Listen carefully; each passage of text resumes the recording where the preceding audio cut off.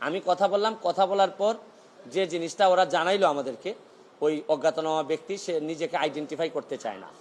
সে তার অ্যাড্রেস বলতে চায় না। সে বলে যে আমি নিজেও ওই কিলার গ্রুপের মেম্বার ছিলাম, যখন আপনার নামটা আসছে আপনাকে হত্যা করতে হবে,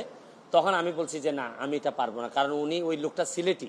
সে আমার কাজকর্ম সম্পর্কে জানে, এই জন্য সে কোনোভাবে রাজি হয় নাই। তখন সে বলছে যে আমার